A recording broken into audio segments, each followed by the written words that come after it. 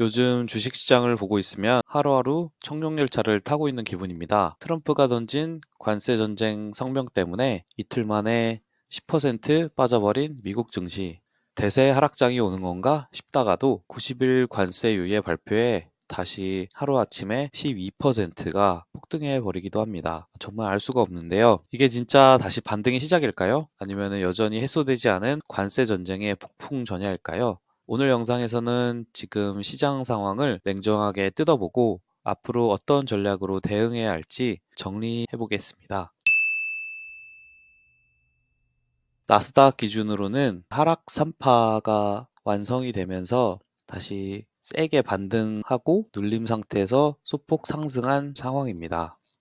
S&P도 마찬가지로 고점에서부터 하락 3파가 나오고 90일 관세 유예 발표로 인해서 S&P는 9.5% 상승한 이후에 다시 5일선이 우상향으로 전환되면서 금요일에는 5일선의 지지를 받고 1.8% 정도 상승한 것으로 마감을 했는데요. 키움 차트에 피보나치 목표치라는 기능이 있습니다. 보시면은 차트 도구 편집에 들어가 보면은 여기 중간에서 아래쯤에 피보나치 목표치라는 기능이 있는데 요거를 한번 적용해 보면은 고점부터 저점을 찍고 다시 반등한 2파의 고점을 찍어 보면은 이 파동에 대해서 목표치를 구해주는 기능인데 하락 3파가 거의 1.5배 정도 나온 거를 확인할 수가 있어서 3파의 목표치가 채워지고 그 다음에 다시 크게 반등을 한 것을 확인할 수가 있습니다. 주봉으로 확인을 해봐도 이게 지금 S&P 주봉인데요.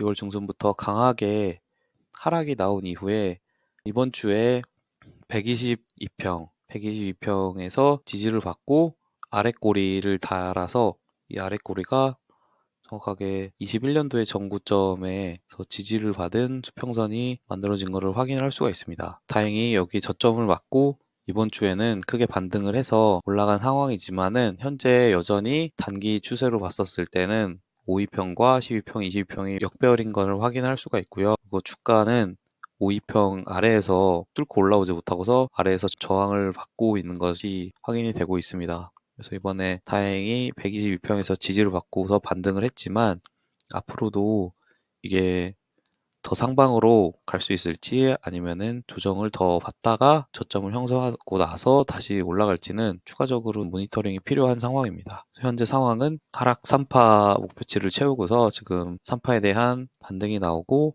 5이평선까지는 올라탄 상황이다라고 볼 수가 있습니다. 그래서 앞으로 어떻게 전망을 하는지를 보면 저는 단기 상승의 가능성은 지속적으로 나오겠지만 장기적으로는 하락이 지속될 것 같다는 생각이 듭니다.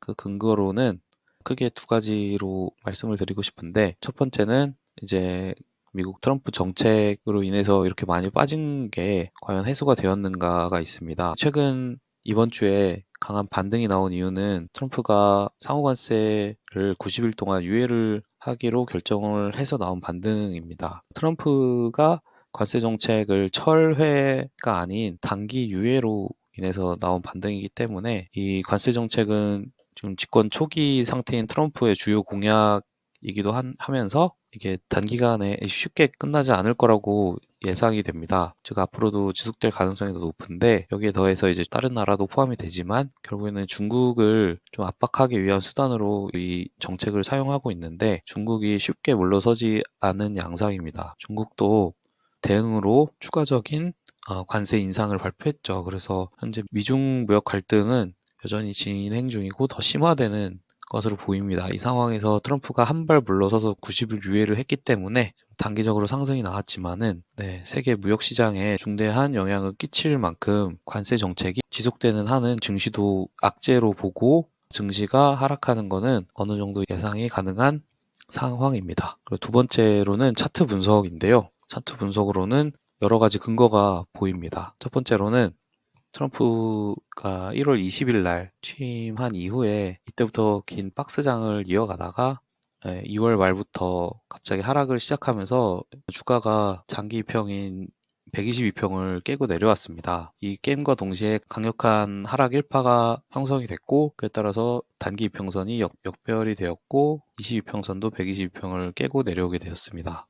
제가 이게 지금 이 분홍색 배경이 칠해진 구간이 주가가 20일 이평선 위에 있으면서 122평 위에 있을 때 이 분홍색 배경이 칠해지도록 세팅을 해놨거든요. 그래서 이렇게 보시면 2022년 8월 이후로는 대세 상승장이 형성이 되면서 대부분의 구간에 분홍색으로 칠해지는 것을 확인할 수가 있습니다. 이렇게 조정이 나올 때는 잠시 122평을 이나 22평을 이탈하면서 분홍색 배경이 사라지는 구간이 있지만은 대체적으로는 분홍색 배경이 형성이 돼서 대세 상승장을 이끌어온 것을 확인할 수가 있습니다.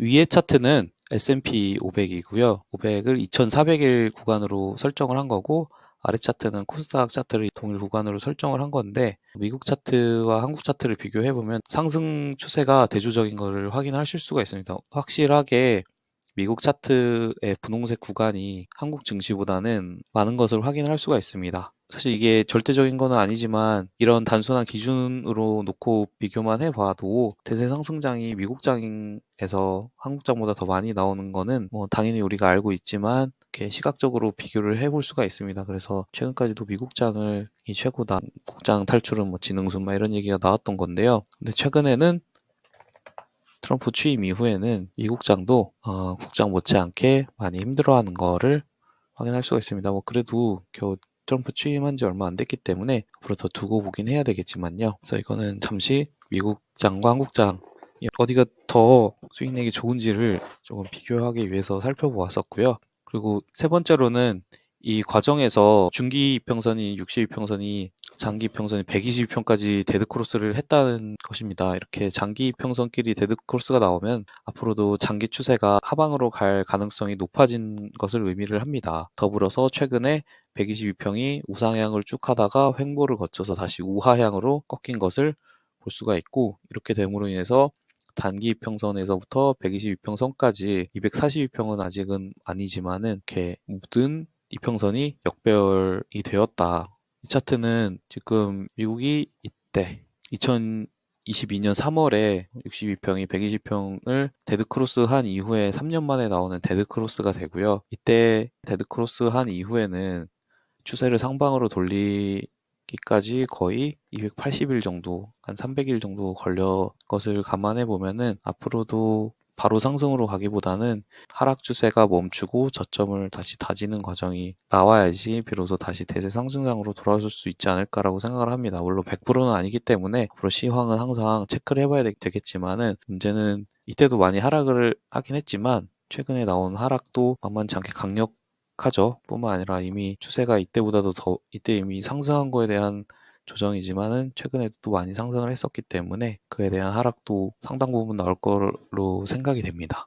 네 번째는 향후 우하향하는 62평과 유평이 지금 올라오는 242평을 깨고 내려오는 것은 예상해 볼 수가 있겠습니다. 그다음에 242평도 우하향이 되면은 더 긴 장기 추세 우하향이 나타나고 그에 따른 침체도 더 길어지겠죠. 그래서 장기 추세 우하향의 우려가 나타나고 있다. 그렇게 되지 않기 위해서는 바닥에서부터 차근차근 이렇게 5위평 올라타고 12평 올라타고 바닥을 다지면서 패턴으로도 쌍바닥이 나오든지 아니면은 바닥에서 저점을 더 이상 낮추지 않고 횡보를 길게 하면 역배열인 이평선이 다시 수렴을 하면서 상승 초기로 상승으로 돌아서는 과정이 나타나야 될 것 같은데 잘 모르겠지만 만약에 90일 유예된 관세가 다시 시행이 되게 되면은 시장도 악재로 받아들이고서 더 떨어질 가능성이 있기 때문에 90일이면은 거래일 기준으로는 주말 다 빼고 하면은 한 60일에서 70일 뒤가 될 것 같아요.